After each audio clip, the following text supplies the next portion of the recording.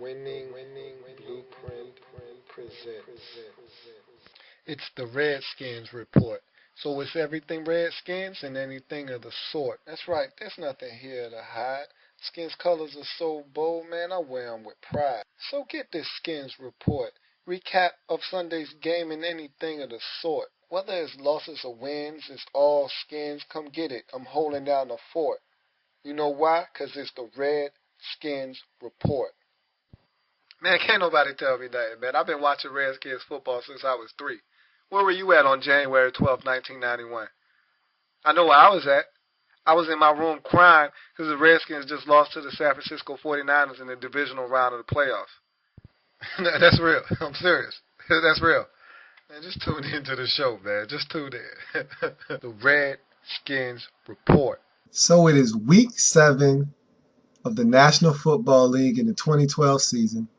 The Redskins are 3-3 to this point. And we have our first divisional matchup of the season, the last team in the NFC East to finally break into divisional play.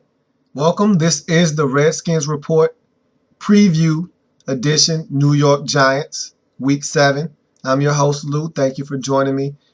And this is our first game in the division. It's a big one. It's for first place. Giants are 4-2. Our Washington Redskins are 3-3 on the season. So we win. We beat the Giants. They come down to 4-3. We go up to 4-3. We will be tied for first with the Giants. However, us winning the head-to-head matchup would put us in sole possession of first place. The Cowboys are 2-3 right now. A win would only get them to 3-3 on the season, as they've already had their bye. The Eagles are on their bye this week, so they can't advance their record, so they would still be at 3-3. So that would make us the number 1 team in the NFC East after 7 weeks, which would be probably the furthest we've ever went in a season, holding on to first place since probably the season that we won the division back in 1999. Now, we may have been in the divisional lead, maybe Jim Zorn's first year as head coach when we started the season, I believe 6-2, maybe 5-2. We might have been in first place in that season after 7 weeks or so, but there was no substance on that team. Jason Campbell was our quarterback. I really never was confident that we would be able to keep that level of play for the entire season that year. That team is a lot different than this team. This team, there's hope. We have an actual playmaker on offense. We have several of them, but one main guy that you have to game plan for each and every single week, and that's Griffin III. And so we actually have a legitimate shot at doing some big things this year.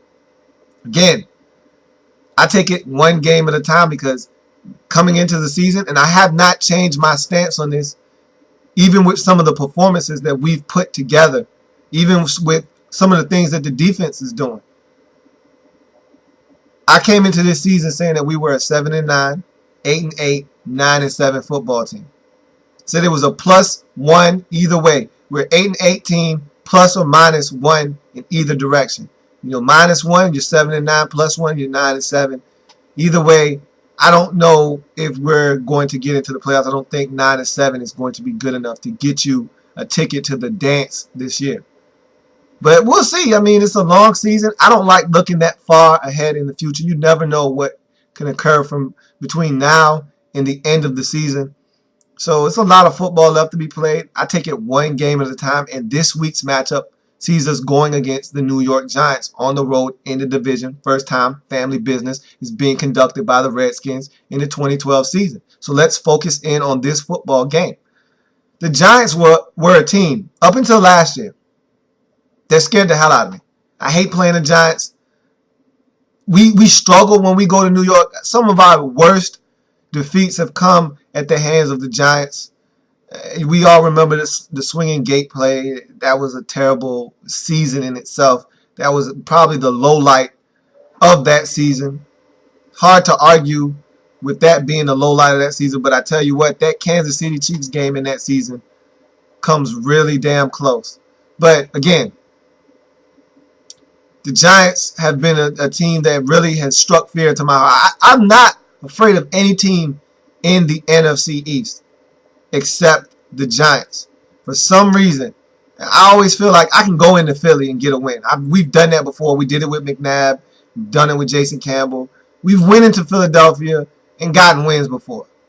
Philadelphia, I'm not afraid to go into Lincoln Financial and get a win. I'm not afraid to go into the Lincoln and get one. I'm not afraid to go to Dallas. You know, we don't win there often because we always find a way to blow it. But I always feel confident that we can go into Dallas and get one. Everybody else does. So I feel like we can go into Dallas and get a win. I'm never afraid of going into Dallas and thinking, oh, this is hostile territory. It's going to be hard to come out with the win. I feel that way when we go to New York. I remember one season we went to New York and they just and honestly it happens to us all too often when we go to New York. I remember one season they beat us 36-0. It was one of the worst games I had to watch as a Redskins fan because we did absolutely nothing all game. There was never any hope in that game. And there was no fight in that game. And that's what the Giants seem to do to us more so than any other NFC East opponent is they take the fight to us and they take the fight out of us. I can remember a few years ago, I want to say Rex Grossman was our quarterback, so maybe about 2 years ago. They beat us pretty good at Giants Stadium. It might have been the last time we played at Giants Stadium, matter of fact, before they had the new stadium. So, yeah, I just don't like going to New York. Really hasn't been a good situation for us in the past. Last year we were able to go there, get a win, look good doing it. We were able to beat them twice last year. That felt really good. You know, even the times when they haven't been at their best, they always find a way to beat us. Always. You know, I can remember when Tiki Barber was rushing for over 200 yards against us. I was at that game. He broke probably 2 runs of over 60 yards in us in the same game, had over 200 yards rushing. We just have a tough time stopping the Giants. But this team that we have this year is different because for the first time in a long time, we can score points. You know, all those other teams that I talked about taking on the Giants, they can never score points. You know, the one thing the Giants have always been able to do is score points. We've never really been able to do that. We can never say, hey, you want to score 30? We can score 33. You want to score 33? We can score 36. We can score 38. You know, if you really want to take it to the extreme, we'll do you like we did New Orleans. We'll score 40 on you. Don't make us do it, but we can. But that's not the way you want to play football. You don't want to go into a game thinking that it's going to be a shootout. You want to actually be able to play some defense, hold teams down, and execute on offense. You score points and you limit the other team from scoring a whole bunch of points. That's not something we've been able to do. When we score points, the opponent scores points. We just score more than them. And we've been able to do that 3 times this year. In all 3 of our wins, we've been able to just outscore the opponent. We haven't blown anyone out. We don't do that again. We're nice guys. We're the Redskins. We're gentlemen. We don't blow teams out. We don't step on necks. We don't rub faces into the dirt. You know, if we get a lead, we're going to let you back in the ball game because we're nice guys. That's what we do. We don't blow teams out.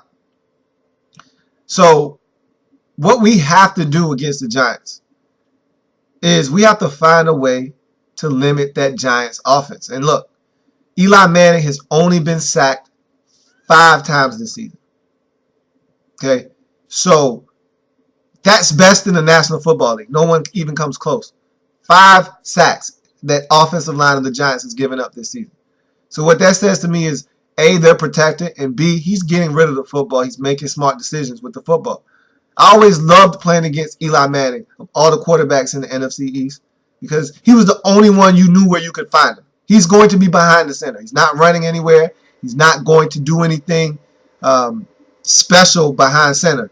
Where he drops back and where he plants his back foot is where he's going to be 9 times out of 10. Can't say that about Vic. You can't say that about Romo.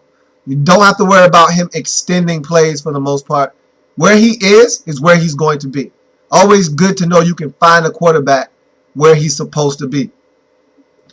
With that being said, though, teams aren't getting to him where he is. He's getting protected and he's getting rid of the football. And you know he has a lot of weapons at his disposal. We're talking Victor Cruz. We're probably going to get Hakeem Nicks. He played a week ago against the 49ers. Don't see why he wouldn't play again. Those foot injuries can be tricky, though. We had Pierre Garçon play, and then he hasn't played again since. So, and same thing happened with Hakeem Nicks. He played 1 week, and then he was out for another 3 weeks. So you never know with those foot injuries. They can be very, troublesome. So we'll see, but I'm pretty sure we're going to get Hakeem Nicks. They have Hickson. They have Ramses Barden. They have rookie Reuben Randall from LSU. They have weapons. Not to mention Martellus Bennett has had, a revitalization in that organization. He just needed a breath of fresh air. He needed a fresh start. And he got it with the Giants, and they need a tight end, and he's fitting in that role for them. So he has weapons at his disposal. He's finding them time and time again. And I tell you what, Eli Manning is playing at an MVP level right now. It's scary how good he's playing at the quarterback position. And I always loved Eli Manning because I could count on Eli in the course of the game for 1 or 2 patented no-look Eli Manning passes. The passes where he's pressure's coming. He doesn't want to stare down the gun barrel and deliver an accurate throw. He just wants to get out of there. He doesn't want to take a shot. No need in taking a sack. So I'm just going to toss it. I see the receiver. I see where he's going. I'm just going to throw it up to him. Hopefully it gets there. If it doesn't, hope it's not picked. But I'm not taking a shot. So he gets rid of it. No look, Eli Manning, no look pass. And those are your opportunities to pick him up. I haven't seen that from him this year. I think he's starting to evolve into a quarterback that's confident and knows what it takes to get it done. He's got 2 Super Bowl rings, and he knows what he needs to do. So you're not seeing that skittish play from Eli Manning. You're not seeing the inconsistencies that we've saw in the past, which I always welcome because you just never knew when you were going to get that Eli Manning that decided to throw 3 or 4 interceptions. I was always hoping we could be the team that forces him to do that. Now he's not doing that right now. And I don't know if he's just having a great season or this is the new Eli Manning. He's maturing. He's turning into a top-flight NFL quarterback. It happens over time. Guys start playing in the league. They start developing and seeing what it takes to get it done in this league, and they stop making the mistakes that they made when they were younger, and they start becoming veterans that know what they can and can't do, what they should and shouldn't do, and they cut out the mistakes, and they get better as time progresses. And I think Eli Manning might be reaching that point. I'm not sure yet. I need to see it over the course of the whole season, but right now, through 6 games going into the 7th week, he's looked sharp. And that scares me because right now we possess the absolute dead last pass defense in the National Football League. We're 32nd. Doesn't get any worse than that. We're giving up over 320 yards passing each and every time we set foot on the field. So what that says to me is the Giants can throw the football. Eli Manning is not being pressured this year. We're not really getting a lot of pressure on QBs. Let's hope Lorenzo Alexander's insertion into the lineup. Now, and I'm not saying he's going to start per se, but let's just hope that his insertion into the lineup gets more consistent pressure. Someone across from Ryan Kerrigan that can get pressure on the quarterback and help us disrupt. Quarterbacks, they're too comfortable back there against us. I mean, 2 weeks ago, Matt Ryan, I swear he was going through his reads 2 and 3 times. I mean, he really had all day to throw the football. That's something that we can't allow to happen if we're going to win football games. You can't allow top-flight quarterbacks the amount of time that we allowed Matt Ryan 2 weeks ago. It's really a testament to our defense in that game that they only scored 24 points because he had all day to throw the football. And he really didn't carve us up. Yeah, he went over 300 yards, but he threw the ball over 50 times. So I really felt good about what, honestly, the last 2 weeks of defense for the Redskins. I've been not impressed, but I've been satisfied. I've been content with what I saw because in the last 2 weeks, against the Falcons, against the Vikings, we forced turnovers. We've had at least 2 in each of those games. 2 against the Falcons, 3 against the Vikings. And we've taken one of those turnovers to the house for a touchdown. Right now, we're currently second in all of the National Football League in interceptions for touchdowns with 3. Only team in front of us are the Bears with 5.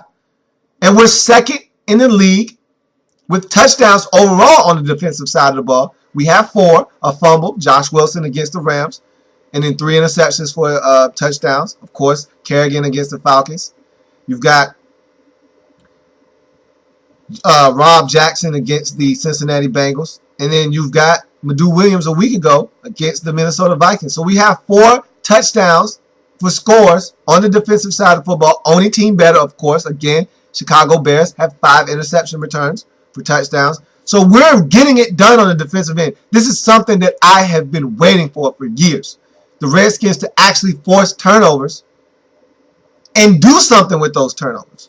In the past, it wasn't good enough to get a turnover because we kicked field goals. Now, just getting a turnover, putting us in prime field position means we're going to get points. And most likely it's going to be a touchdown with Robert Griffin III in this offense. We score touchdowns now. That's why we've been in the 30s 3 or 4 games this season. That's why we've been scoring up over 20 just about every game with the exception of one, that being the Falcons game, which Robert Griffin III exited the game early in. So we've been scoring points this year, and a large part of that has to do with the fact that we're getting turnovers. We're turning teams over. We're turning those turnovers into points. Be nice if we could get something from the special teams unit now. That's the next step. That's the next maturation in our process, is getting something from special teams now. Because we need it from all areas. We need contributions from anywhere we can get it. And the defense, they're giving up yards. Again, we're dead last in pass yards. We're ranked about 5th or 6th worst in the league in points. We give up 28.8 points a game. It's a lot of points. But when you're scoring right around that same mark, you're going to find a way to win ball games. But again, you can't hang your hat on scoring 31, 34, 36, 40 points every single week. You have to start holding opponents. And that's why I felt like the last 2 weeks have been a step in the right direction. We give up 28.8. That's what the stats say. But a lot of that has to do with the first 4 games of the season. You know, we gave up 33 to New Orleans. We gave up 31 or 38 to Cincinnati. We gave up 31 to the Rams. So in those first 3 games, you're talking about an average of well over 30 points a game we were giving up. And that's what skewed the average and has it so high in the high 20s. But the last 2 games, 24 to Atlanta, that's an explosive offense. Pretty much held them in check for the majority of the day. Just didn't do enough to win that football game. And then 26 a week ago against the Vikings. And that game could have got ugly because, again, the Vikings dominated that first quarter. The Redskins defense was able to hold in the red zone, hold them to 9 points. So we're improving, it seems like, every week on the defensive end, because if we can be a bend but don't break defense, you can have all the passing yards you want. I'll tell you that until my face turns blue. You can have 600 passing yards if you like. But if you get in the red zone and we hold you to a field goal, that's all I care about, is the points that result from your yardage. The Redskins, for the last 2-3 seasons, we had no problems accumulating yards. Our problem was getting in the end zone. And so if you have a problem getting in the end zone, but you're racking up yards, go ask the St. Louis Rams a week ago, who totaled well over 400 yards against the Miami Dolphins, what those yards mean. They scored 14 points, had over 400 yards of offense, but only scored 14 points. They lost the football game. Don't talk to me about yards. Talk to me about points. This is a results league. The National Football League is a results league. What are you resulting from these drives? Are you getting 3 or are you getting 7? And we're getting 7 right now. And if we can stop teams from getting 7, force them to kick field goals and only get 3, we're going to find ourselves either in a lot of ball games or winning a lot of ball games. So that's the question in this game. Can we limit the Giants' offense from scoring 7 and make them kick field goals? or are we going to allow them? Because they're going to get yards against our defense. No doubt about it. We may turn them over once or twice. We may not. They're going to get yards either way. The question is, can we limit them when they make plays? Can we limit them? First of all, we need to eliminate explosive plays. And I'm talking plays of over 40 yards. You're going to give up gains of over 20. It happens. But don't allow those small cuts to turn into gashes that bleed all over the place. Don't allow the 20-yard play to turn into a 45-yard play. Don't allow that 30-yard play to turn into a 60-yard play. If they get us, they got us. Stop it there. We have to tackle better. That's another point of emphasis in this game. Tackle, because we know Victor Cruz catches a 7-yard slant. You don't tackle. That can turn into a 52-yard touchdown pass. We know that. Same with Hakeem Nicks. You don't tackle on that 17-yard post route. He gets away from that defender. That can turn into a 67-yard touchdown. We have to tackle well in order to win this football game. Stop the run. They did a great job of running the ball against the 49ers a week ago. Ahmad Bradshaw went over 100 yards against a vaunted 49ers defense that doesn't give up a lot of yards on the ground. They were able to go over 100 yards and be effective in doing so. We have to stop the run. We've done that all year long. I'm not afraid of this Giants rushing attack. I'm not afraid of anybody's run game because I feel like up front, we get it done with our front seven. We stop the run. So not really that worried about their rushing attack. Still got to do it, though.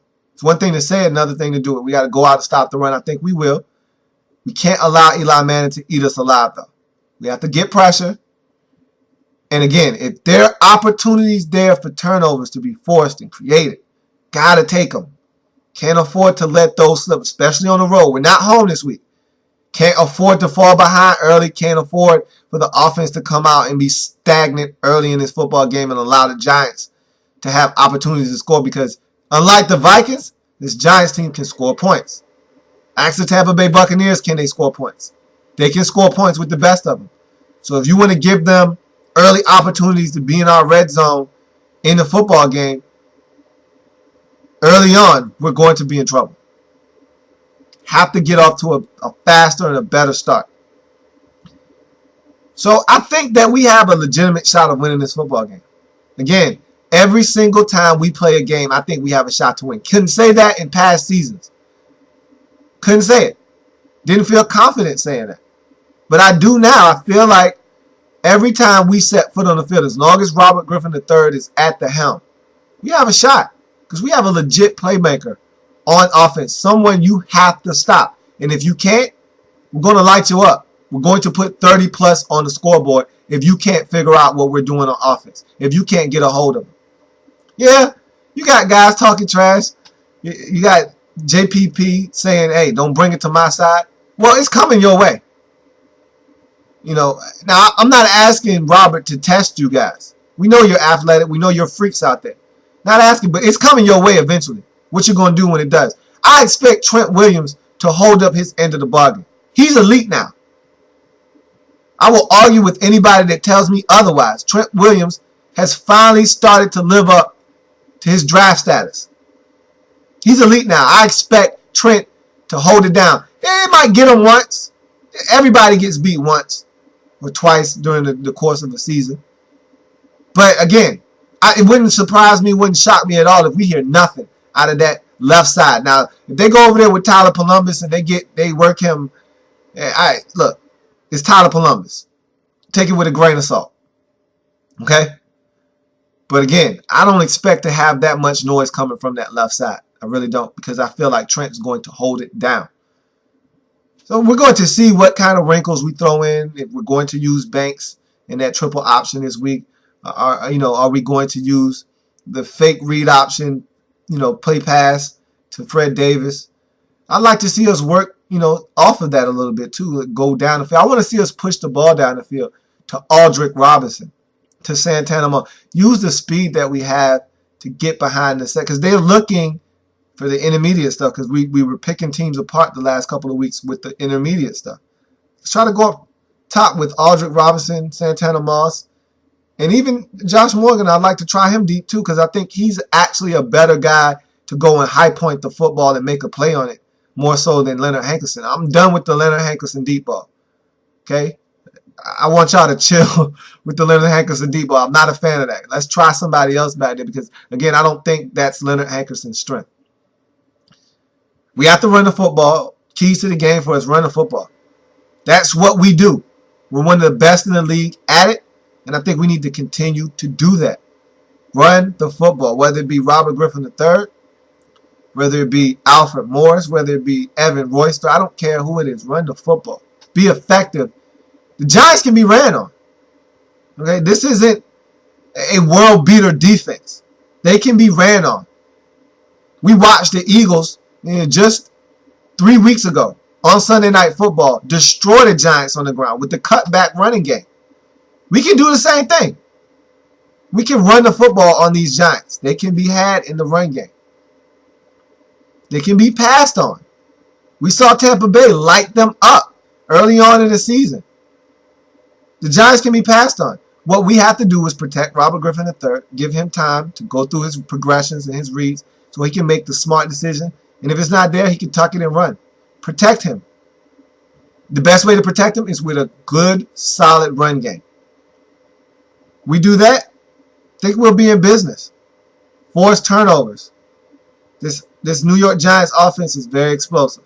If we allow Eli Manning to get into a rhythm, it could be a long day for our defense. Again, we're ranked dead last in pass defense for a reason. We give it up through the air. Guys are wide open in our defense. It happens quite often. So we got to find a way to disrupt them, whether it's batting balls at the line of scrimmage. Look, you know if you're not getting to them. Get your hands up. Let's start batting some balls down. Guys got to play better, coverage, better discipline. Look, no hero defense. If we're playing cover 3, you got a deep third, play your deep third. Don't be nosy. Don't be looking in the backfield, trying to do somebody else's job, and you give it up over the top. Do your job. If you've got cover 3, if you've got a third responsibility, you keep your deep third. Let's be responsible here. Everybody do a job, do it well, and we should be fine. I said all of that to say that I do not think we're going to win this football game. As much as I want to pick the Redskins this week, I just don't see us being able to go into Giant Stadium and get a win. It's just hard for me to fathom that, being that we won against the Giants twice last year. When do we beat the Giants twice? When do we sweep the Giants in a season series? Rarely, if ever. We rarely beat the Giants twice in a season. It just doesn't happen. And we rarely beat the Giants in New York. I would love to know how many times we beat the Giants in New York over the last 15 years. I guarantee you it's less than 5. Guarantee it. Less than 5. So, just hard for me to think that we're going to go in Robert Griffin III's first game in the division, first game on the road in the division. Hard for me to think he just strolls right into Giant Stadium and comes out with a W. Hard for me to fathom that. It can happen. I really think it can happen. I really would love to pick us this week. But I'm being realistic. I think we're a 500 football team this year. For all the strides that we've made on offense, our defense still needs a lot of work.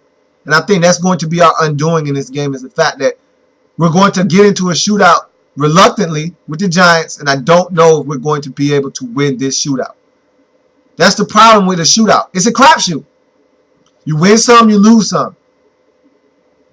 All I ask is that we don't show up to a gunfight with blanks, with an empty gun or with a knife. If we're going to get into a gunfight, come in guns a-blazing, empty the clip, and see what happens from there. If we do that, I feel confident that we'll be in this football game with a chance to win in the fourth quarter.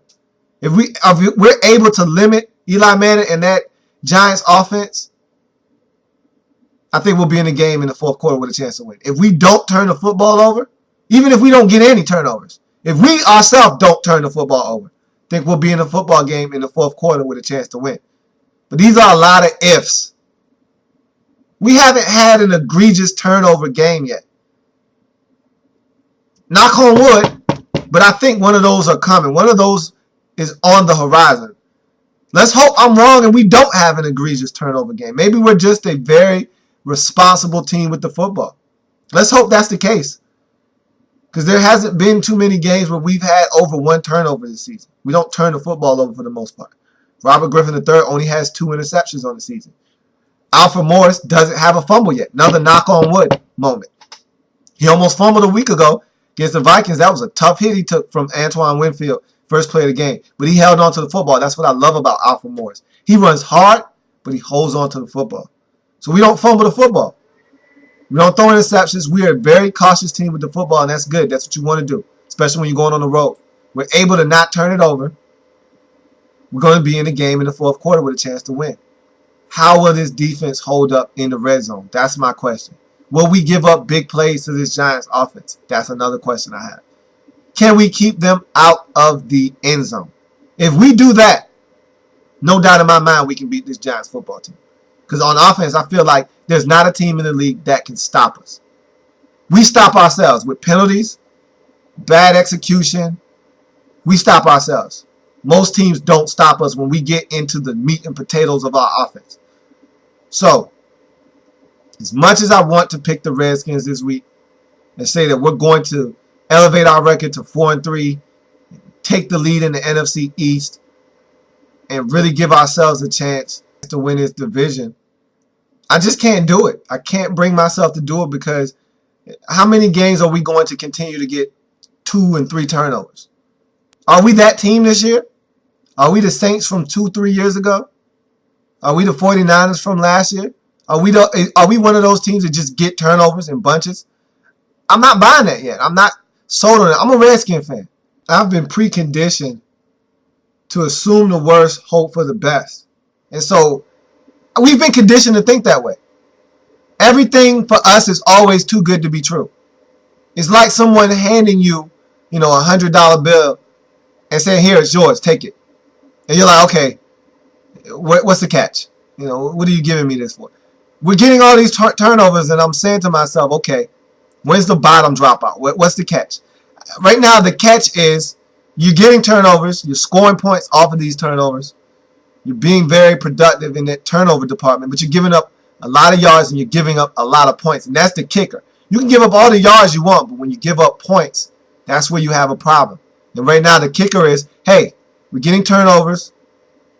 We're scoring points off these turnovers, but we're not getting off the field on third down enough. Our third down defensive efficiency is in the toilet right now. We don't get off the field on third downs enough, and we're giving up too many points. So, against a team like the Giants, who can pass the football, who has a very potent passing attack, which means on 3rd and 7, they don't have a problem picking up 11 yards. And we don't have a problem giving up 11 yards. That's my problem. And so I see the Giants winning this one 30-24, taking their record to 5-2 on the season, dropping us to 3-4 on the season. Again, if we do everything correctly, don't turn the football over, don't shoot ourselves in the foot, and go on the road and play the way we've played the last 2 weeks, there's no doubt in my mind we can get this done. But again, I just don't see us continuing to force turnovers, to score touchdowns off of these turnovers. And I don't see us continuing to limit potent offenses. We limit the Falcons to 24.